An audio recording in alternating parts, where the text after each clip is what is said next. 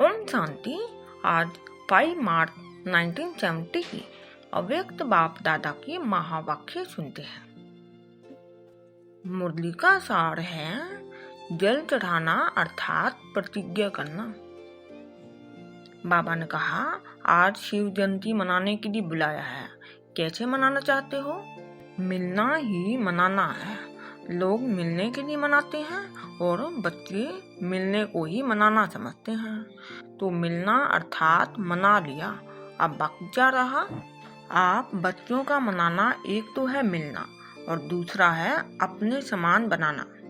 तो मिलना और बनाना यही है मनाना। आज के दिवस पर यह दो बातें करनी है। मिलन तो मना ही रहे हो, बाकी आप समान बनाना। यह दोनों बातें की गोया शिव जयंती मनाई। जब भक्त लोग जल चढ़ाने के लिए जाते हैं तो भी बीच में ब्राह्मण होते हैं तो उनसे कराते हैं। तो आप भी ब्राह्मण हो। जैसे भक्त लोग जल चढ़ाते हैं वैसे तुम बच्चे बाप के ऊपर आत्माओं से जल चढ़वाते हो। यह जल अथवा दूध चढ़ाने की रस्म क्यों चली है? जिस समय जल चढ़ाते हैं उस समय मन में क्या सोचते हैं मालूम है?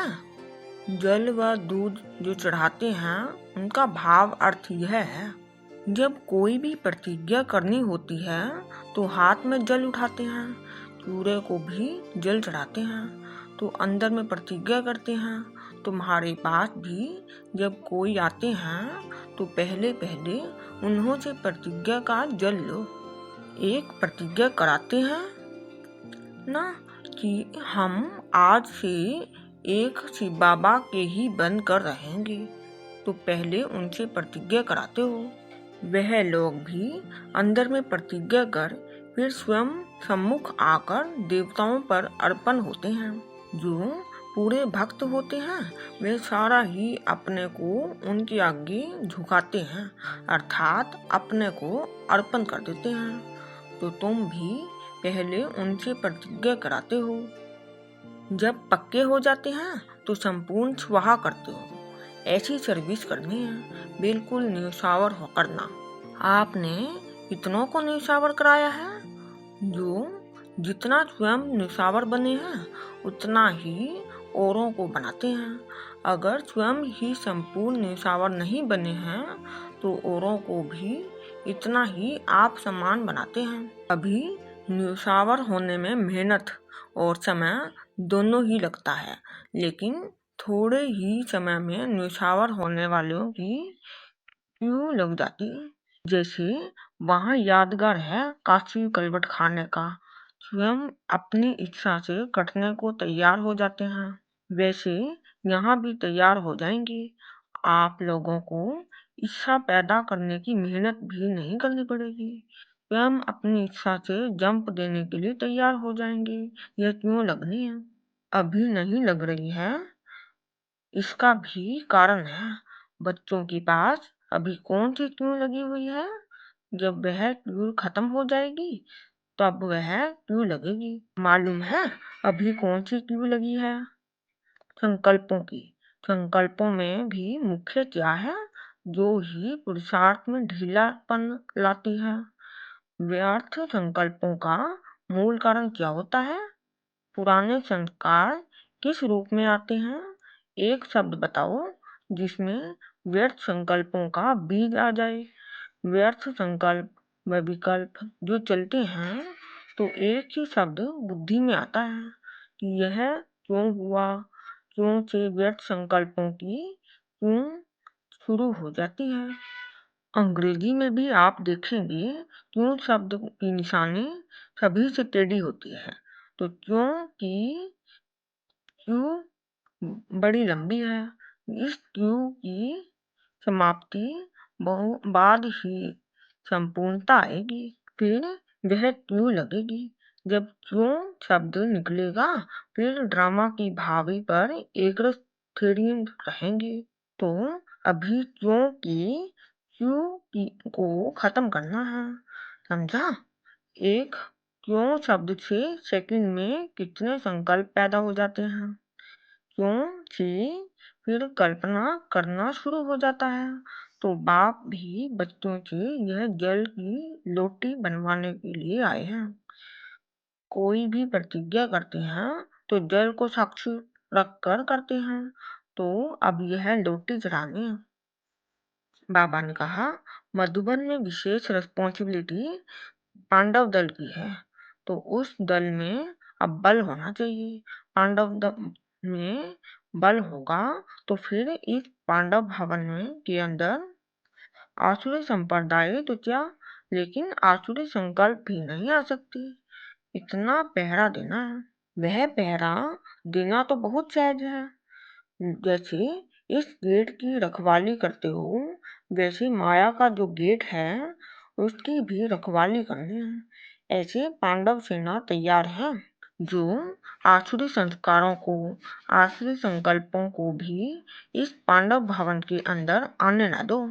अब पहले अपने अंदर यह पैड़ा मजबूत होगा, तब पांडव भवन में यह मजबूती ला सकते हैं। ऐसा पहरा देते हो।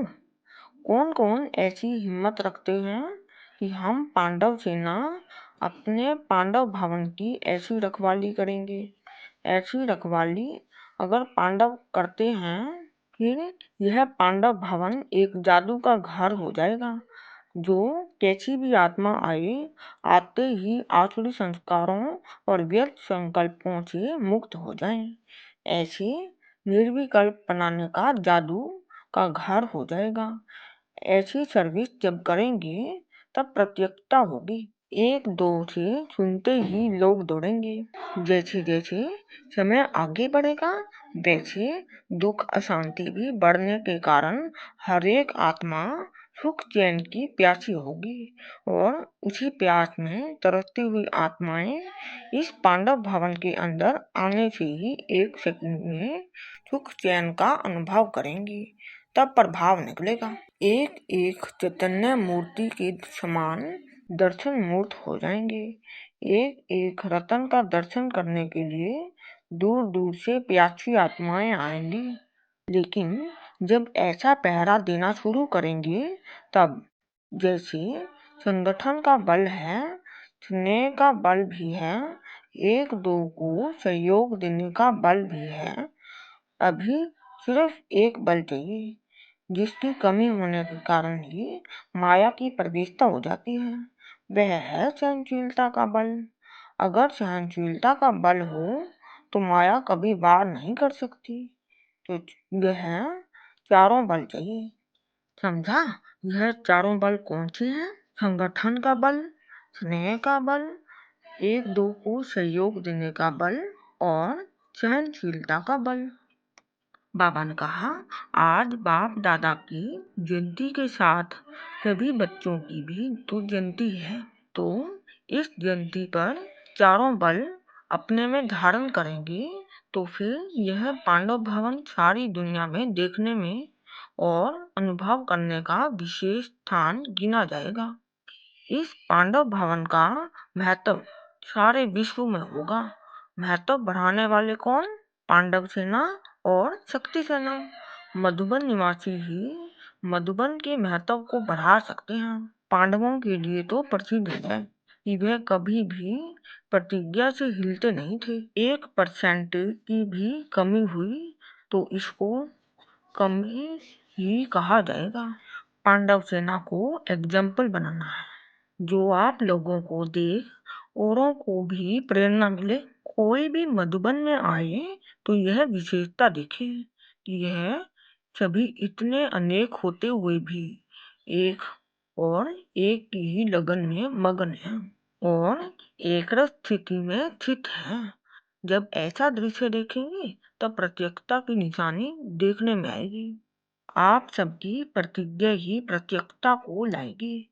तो आज पहले प्रतिज्ञा का जल चढ़ाना है, फिर सौगात भी मिलेगी। प्रतिज्ञा की 3 लकीर दिखाते हैं। बेल पत्तर भी जो चढ़ाते हैं वह भी 3 पत्तों का होता है। तो आज के दिन 3 प्रतिज्ञा कराई है। सहनशीलता का बल अपने में धारण करेंगे, क्योंकि फ्यूज को खत्म करेंगे और आसुरी संस्कारों पर पहरा देना है। तो 3 प्रतिज्ञा का यह बेल पत्तर चढ़ाना है। भक्त लोग तो खेल करते हैं, लेकिन ज्ञान सहित खेल करना वह तो बच्चे ही जानते हैं। इसलिए आज की शिवरात्रि का यादगार फिर भक्ति में यह रस्म माफिक चलता है। पहले आरंभ बच्चे ही करते हैं ज्ञान सहित, और फिर भक्त कॉपी करते हैं अंधश्रद्धा से। जरूर कभी किया है तब यादगार बना है। बाबा ने कहा, भगवान बच्चों को कहते हैं वंदे मातरम, कितना फर्क हो गया। इतना नशा रहता है। जिस बाप की अनेक भक्त वंदना करते हैं वह स्वयं आकर कहते हैं वंदे मातरम। इस खुमारी की निशानी क्या होगी? उनके नयन, उनके मुखड़े, उनके चलन, बोल आदि से ही खुशी झलकती रहेगी, जिस खुशी को देख कईयों के दुख मिट जाएंगे। ऐसी माताओं जिनको बाप दादा स्वयं वंदना करते हैं, उनकी निशानी है खुशी का। बाबा ने कहा, तेरा ही अनेक आत्माओं को हर्षाएगा। अज्ञानी लोग सवेरे उठ कोई ऐसी शक्ल देखते हैं तो कहते हैं सवेरे उनकी शक्ल देखी तब यह प्रभाव पड़ा, तो शक्ल का प्रभाव पड़ता है। तो आप बच्चों का हर्षित चेहरा देख सभी के अंदर हर्ष आ जाएगा, ऐसा होने वाला है। अच्छा, जितना अपने ऊपर चेकिंग करते रहेंगे उतनी चेंज आती जाएगी। संकल्प, कर्म, समय, संस्कार, इन चारों के ऊपर चेकिंग करनी है कदम कदम पर। अच्छा, ओम शांति।